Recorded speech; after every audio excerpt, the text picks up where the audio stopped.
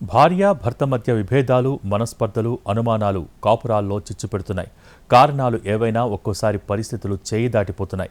హత్యలు లేదా ఆత్మహత్యలు చేసుకోవటంతో పచ్చని కుటుంబాలు విచ్ఛిన్నమవుతున్నాయి. తెలుగు రాష్ట్రాల్లో ఇలాంటి ఘటనలే ఇప్పుడు చర్చనీయాంశంగా మారాయి. టూ టౌన్ ఎస్ఐ చంద్రశేఖర్ భార్య దివ్య ఆత్మహత్య చేసుకోవటం కలకలం రేపింది. కడుపు నొప్పి భరించలేక ఆత్మహత్య చేసుకుందని ఆమె తండ్రి పోలీసులకు ఫిర్యాదు చేశారు. కానీ ఊర్లో బంధువుల వాదన మాత్రం మరోలా ఉంది.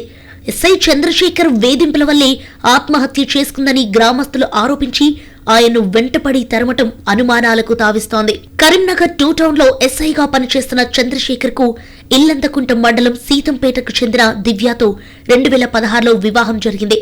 వారికి 2 కొడుకులున్నారు. కరీంనగర్లోని హనుమాన్ నగర్లో నివసిస్తున్నారు ఈ దంపతులు. అయితే రోజు మాదిరిగానే పిల్లలను స్కూల్లో దింపిన చంద్రశేఖర్ విధులకు హాజరయ్యేందుకు పిఎస్కు వెళ్లారు. బందోబస్తు విధుల్లో ఉండగానే భార్య దివ్య ఆత్మహత్యా యత్నం చేసిన విషయం తెలిసిందే. దీంతో హుటాహుటిన వచ్చి ఆమెను ఆసుపత్రికి తరలించారు.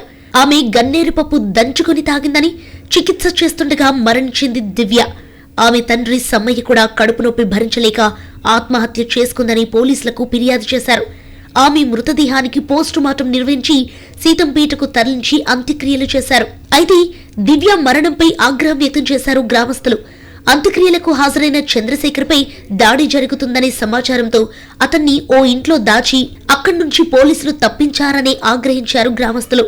దివ్య మరణం వెనుక ఏం జరిగిందనేది ప్రస్తుతం సస్పెన్స్ గా మారింది. అసలు గన్నేరు పప్పు ఎక్కడ లభ్యమైంది? గన్నేరు పప్పు తింటే వెంటనే చనిపోతారా అనేది అనుమానాలకు తావిస్తోంది. చంద్రశేఖర్ దివ్యను తీవ్రంగా కొట్టడంతో ఆమె ఆత్మహత్యకు పాల్పడిందనే ఆరోపణలు కూడా వినిపిస్తున్నాయి.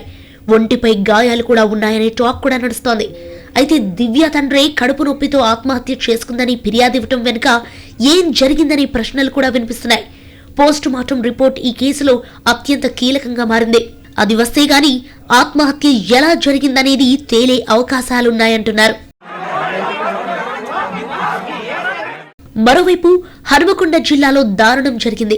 కుటుంబ కలహాల కారణంగా ఓ వ్యక్తి తన భార్యను, మామను అత్యంత కిరాతకంగా చంపి పెట్రోల్ పోసి నిప్పంటించాడు.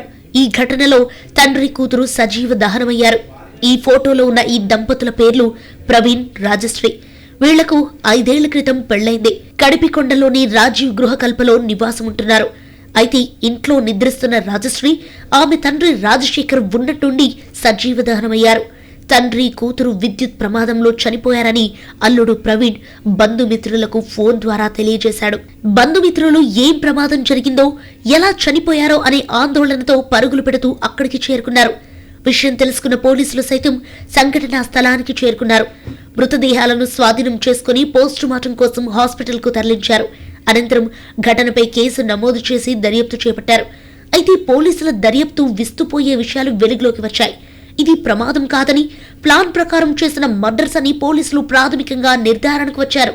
కుటుంబ కలహాల నేపథ్యంలో అల్లుడు ప్రవీణ్ తన భార్య రాజశ్రీ, ఆమె తండ్రి రాజశేఖర్ ని మొదట చంపి ఆపై పెట్రోల్ పోసి నిప్పంటించినట్టు పోలీసులు గుర్తించారు.